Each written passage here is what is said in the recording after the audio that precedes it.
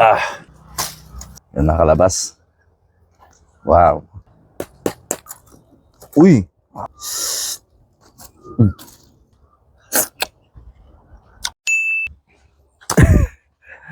Hello mga kalabas. Baby shark. Di po to bawal. Tara, iyawin natin. Tanggalan natin ng laman loob. Tigas oh. Grabe.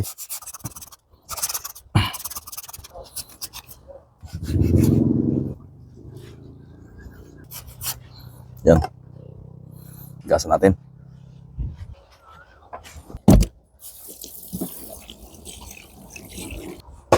Daming asin. Itlog. Ito yung nagpapakapit sa asin.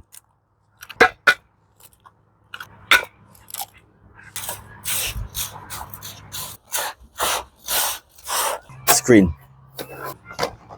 Tanglad. Pampatanggalan sa. Lagyan natin yung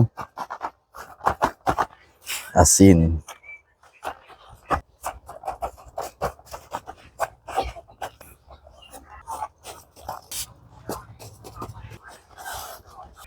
Sauce natin. Okay. Screen. Ayan na mga kalabas. Ready na. Salang. Tara, salang natin.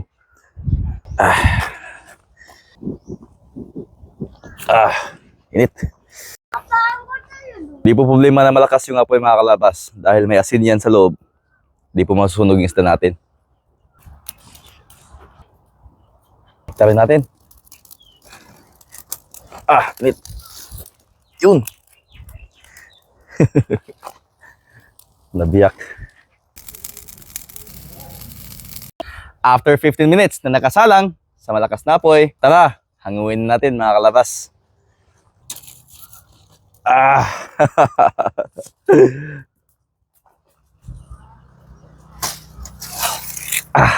Disclaimer lang mga kalabas. Ito po ay experiment lang.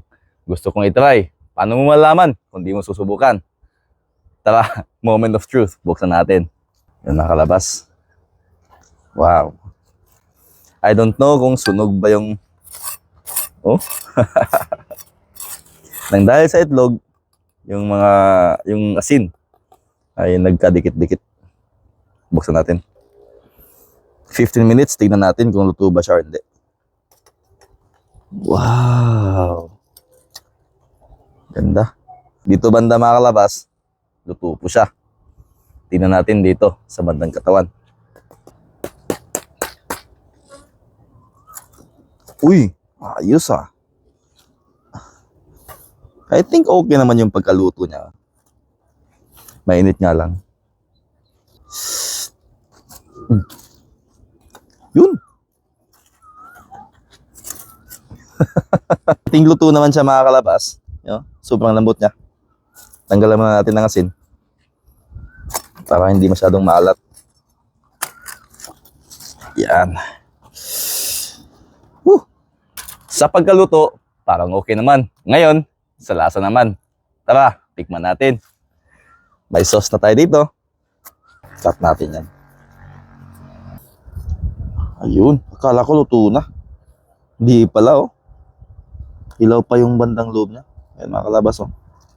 Pero sa bandang labas, luto naman. So dito lang tayo kukuha. Tikman natin mga kalabas. Ito sure akong luto to dito. Ayan mga kalabas. Saucepan natin.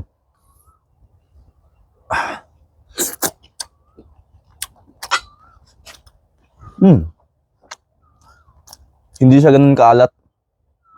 Sakto lang.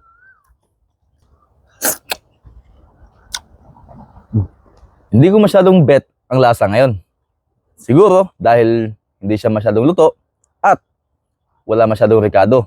Lemongrass lang at saka asin. Siguro next time, importante talaga ang mga ricados kagaya ng sibuyas, bawang at saka luya na nagtatanggal lansa at nagbibigay amoy sa ating mga putahe.